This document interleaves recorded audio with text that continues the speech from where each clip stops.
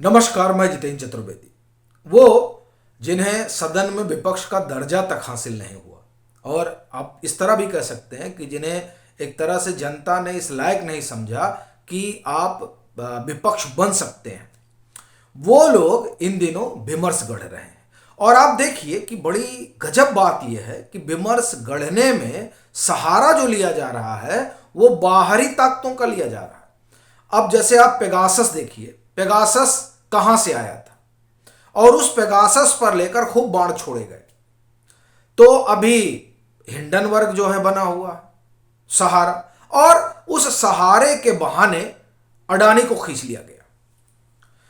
स्वाभाविक है कि निशाने पर मोदी हैं, क्योंकि पोस्टर वगैरह लेकर तो वो लोग आए ही जो अपनी सीट नहीं बचा पाए और खुद सुरक्षित सीट ढूंढने चले गए। अब जो सुरक्षित सीट से चुनाव लड़ रहे हैं वो सदन में खड़े होकर आरोप लगा रहे हैं। हालांकि ये कहा जा सकता है कि क्यों नहीं लगा सकते साहब, एकदम लगा सकते हैं भाई। भले ही जनता ने खारिज कर दिया हो, लेकिन आरोप लगाने में क्या हर्ज है। वैसे इस बार विमर्श जो है वो सिर्फ आरोपों के सहारे ही नहीं तय किया जा रहा है कि चलिए भ्रष्टाचार का आरोप लग जाए और बात खत्म हो जाए। उससे आगे भी बात जा रही है और उस बात में जातीय ध्रुवीकरण भी जोड़ा जा रहा है। ये जो जातीय जनगणना का मसला है, आप देखें कि कांग्रेस इसका समर्थन नहीं करती थी, लेकिन अब वह भी इसमें उतर आई है। उसकी वजह है, अब ये अलग बात है कि उनके बस की बात नहीं है। एक और दूसरा जो ये लगातार जयराम रमेश या कांग्रेस कहती है कि कांग्रेस के बगैर कोई गठबंधन नहीं हो सकता, तो उसका उलट कांग्रेस के साथ भी कोई गठबंधन नहीं हो सकता। जो भाजपा के खिलाफ लामबंदी है, उस लामबंदी में कांग्रेस के साथ जुड़ने के बाद तो सुनना ही हासिल होता है, यह समाजवादी पार्टी से बेहतर कौन जानता है। 40-42 सीटों पर आकर 2017 में अटक गए थे। सो साथ छोड़े तो आप ये कहिए, जब थर्ड डिवीजन से पास हुए थे और अब सेकंड डिवीजन कम से कम आ तो गए 2022 के यूपी चुनाव में। नहीं, 17 में क्या हालत हो गई थी। 227 वाली सीट 40 पे आ गई थी समाजवादी पार्टी। सो बस के इनके कुछ है नहीं, लेकिन फिर भी अब उस ध्रुवीकरण की भी बात हो रही है और एक नैरेटिव के जरिए अल्पसंख्यक लामबंदी की भी कवायद है। वो नैरेटिव एक तरीके से बीबीसी की डॉक्यूमेंट्री ने गढ़ा और फिर उस डॉक्यूमेंट्री को लेकर आप देखिए किस तरह का एक राजनीतिक नैरेटिव बनाया जा रहा है। और शायद इसीलिए जब प्रधानमंत्री ये कहते हैं कि टीवी और अखबार की सुर्खियों से नरेंद्र मोदी का भरोसा लोगों में नहीं जगा, चेहरा चमकाने से लोगों का विश्वास नरेंद्र मोदी पर नहीं हुआ है। असल में मैंने खुद को खपाया। और फिर वो 22 साल की चर्चा करते हैं, क्योंकि जब से वो मुख्यमंत्री बने तब से एक नैरेटिव तो बनाने की कोशिश हुई और वो पूरा इकोसिस्टम लगा रहा। जो बैनर पोस्टर लिए राहुल गांधी का चित्र अपने चैनलों पर दिखाने से गुरेज नहीं करता रहा।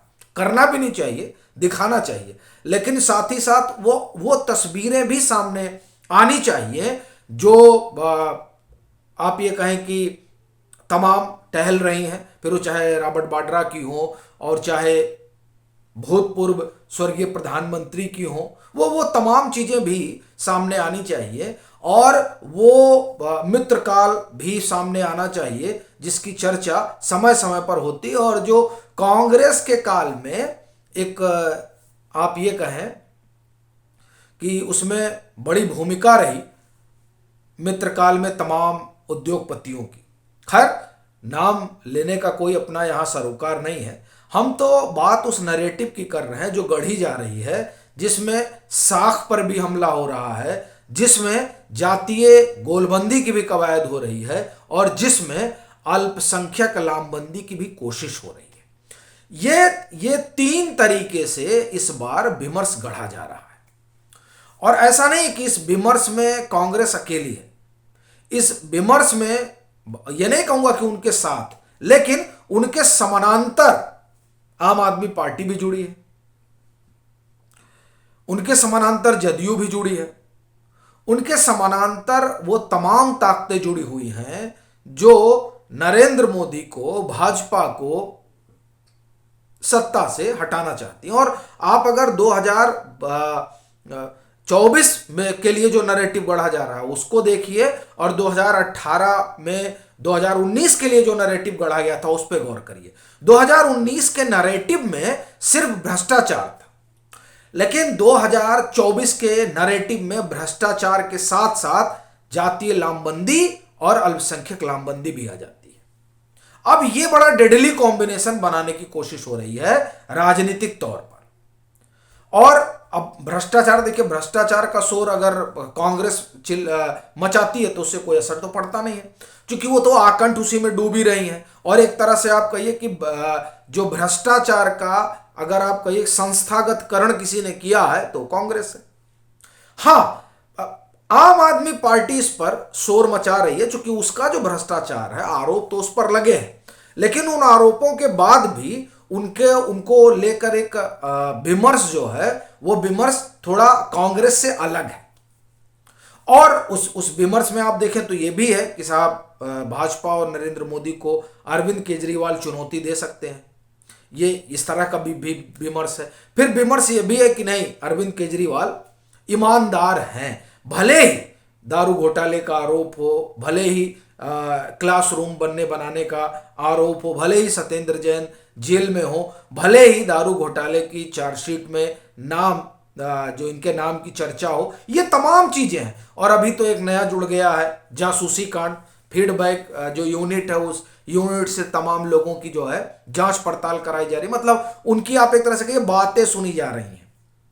ये सब तमाम चीजें हैं, लेकिन फिर भी अरविंद केजरीवाल को लेकर एक आप ये कहें कि लोगों में कौतूहल है। और होता है ना कि जब आदमी नया नया आता है तो लोग सोचते हैं कि नहीं, इस तरह की चीजें ये आते हैं तो बड़ा अच्छा हो जाता है। जैसे मैं आपको गुजरात की घटना सुनाता हूं। जब गुजरात का चुनाव चल रहा था तो हम लोग वहां काफी जो है जानकारी जुटाने के लिए बातचीत होती थी, तो एक अलग तरीके का भाव जो है वहां आम आदमी पार्टी को लेकर बना शुरू में, लेकिन जैसे जैसे चुनाव आगे बढ़ता गया वैसे वैसे आम आदमी पार्टी को लेकर जो भाव था वो ठंडा पड़ता गया, और जब नतीजे आए तो भाव एकदम उलट गया। और तब उन लोगों को समझ में आया कि नहीं साहब, ये लोग भाषणवीर ज्यादा हैं। तो लेकिन वो तब समझ में आया जब चुनाव निकल गया। तो अपना कहना यह है कि आम आदमी पार्टी कांग्रेस की अपेक्षा कहीं ज्यादा बेहतर नैरेटिव में है, और वो चूंकि उसके ऊपर खुद भ्रष्टाचार के आरोप लगे हैं, तो आप देखिए संजय सिंह अडानी पे सबसे ज्यादा शोर मचा रहे हैं। एक तरीके से वॉकआउट जो हुआ था जब राष्ट्रपति का अभिभाषण चल रहा था बजट सत्र वाला, तो उसमें जो है आप देखिए कि वो इन लोगों ने बहिष्कार करने वालों में संजय सिंह भी थे। अब ये भी अलग बात है कि वो अभी चुनकर नहीं आए, राज्यसभा से आए हैं, लोकसभा से तो आए नहीं है। अब यह भी गजब विडंबना है कि वो सभी लोग जिनका जनता में अपना जनाधार नहीं है वो नैरेटिव जरूर कर रहे हैं, और दरअसल उन्हीं के नैरेटिव के आधार पर तमाम जो इकोसिस्टम के लोग हैं वो ये बताने में जुटे हुए हैं कि साहब देखिए कैसे जो है इस बार धराशायी कर दिया जाएगा। हालांकि ये कोई नई बात नहीं है। देखिए पीएम ने अपने भाषण में कहा है कि खुद को खपा कर ये भरोसा हमने हासिल किया है। तो अब ये तो है नहीं कि आप सारा दिन भाषण पिलाते रहिए, तो उससे जो कम से कम नरेंद्र मोदी को लेकर एक धारणा है वो बदलने वाली है। जाहिर तौर पर उनका अपना एक आधार है और वो समय समय पर सर्वे पर दिखाई भी देता है, लेकिन ये बात गौर करने वाली है कि इस बार जो विमर्श गढ़ा जा रहा है उस विमर्श में चौतरफा आप ये कहिए घेराबंदी की कवायद है, और उस घेराबंदी में आम आदमी पार्टी स्वाभाविक तौर से आगे तो दिखाई देती है। अब ये अलग बात है कि जिस तरह से वो बढ़ रहे हैं उससे लगता है कि उनका संकट किसी से कम नहीं है, मगर फिर भी एक नैरेटिव है जिस नैरेटिव में उनका अपना एक कौतूहल तो है ही है। अब ये बात एकदम ठीक है कि जमीन उनकी अपनी कहीं नहीं है, लेकिन हवा जो है वो खूब है कांग्रेस से अगर तुलना करें तो। अभी के लिए फिलहाल इतना ही। अगर आप मतांतर से नहीं जुड़े हैं तो जुड़िए, वीडियो को लाइक कीजिए, शेयर कीजिए और अपने सुझाव जरूर साझा कीजिए।